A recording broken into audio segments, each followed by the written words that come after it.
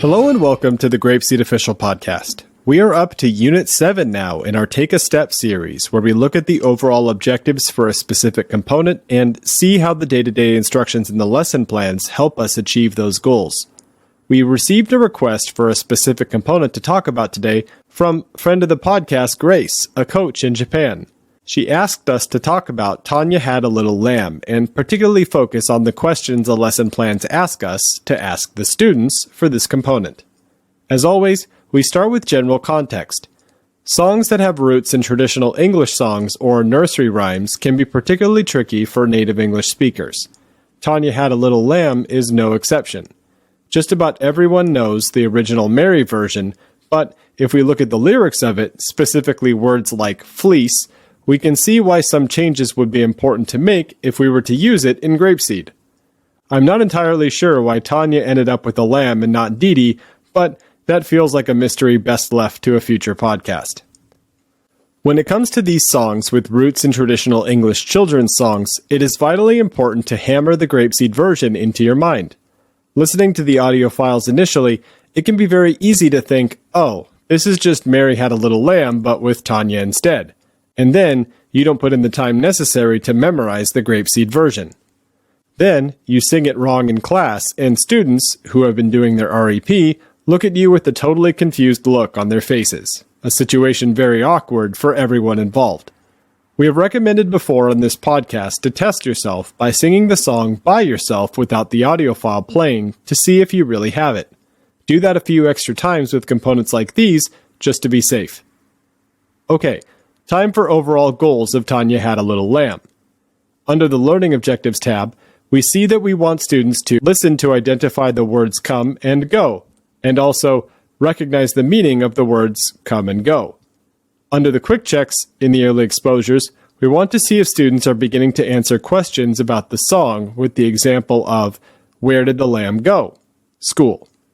In the middle exposures, we want to see if students are able to demonstrate everywhere by having a student follow the teacher everywhere around the classroom.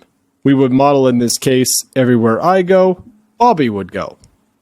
By the end exposures, we want to see if students can use the language of the song. The example given is, where do you go after school? The answer given here is, I go home after school. Pretty standard stuff. Checking for understanding in the beginning and eventually getting students to the point where they understand it so well they can use it. We've seen this general progression of learning many times in this podcast series. There are, however, a couple of important things to note about our target language before we get into the lesson plans themselves. Come and go are vocabulary words students learned all the way back in Unit 1. You might think it is funny that they are the focus again here in Unit 7. Here's that spiral curriculum at work again. In Unit 1, we gave a lot of come and go commands to students in action activities, but there wasn't a big emphasis on using that language. Look at the end exposure quick check example again here. I go home after school. Even with knowledge of come and go in Unit 1, students wouldn't have the vocabulary nor the expressions necessary to formulate and convey that sentence here. So while we are focusing again on Unit 1 vocabulary, we add on the complexity of language students have been developing over each successive unit to get them to a higher level. The other thing to note here is a cultural one, especially with differences in how language is used. Come and go appear to be very simple concepts, but how they are used varies across languages. Let me give you an example between English and Japanese. Let's say you are late to meet a friend. They call you and ask if you are coming. You reply, I'm coming. Simple enough. But if you had the same conversation in Japanese, your response would be, I'm going. A small but important difference of use. Your students then might understand the actions they did in Unit 1, but may struggle to actually use that language appropriately when they make their own sentences because of cultural differences like this, even if they are thinking in English and not translating in their heads. Just something to be mindful of, depending on where you are and how English matches up to the native language in your country. Okay, lesson plan time.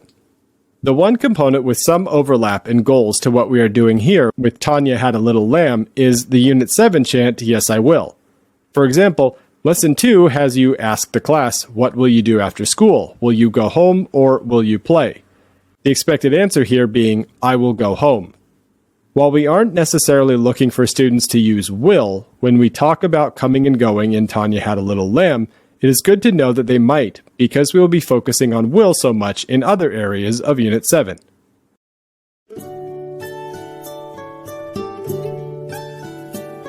Goodbye, my friends, goodbye. I'm sad to say goodbye. It was a good day, but now I will say goodbye, my friends, goodbye.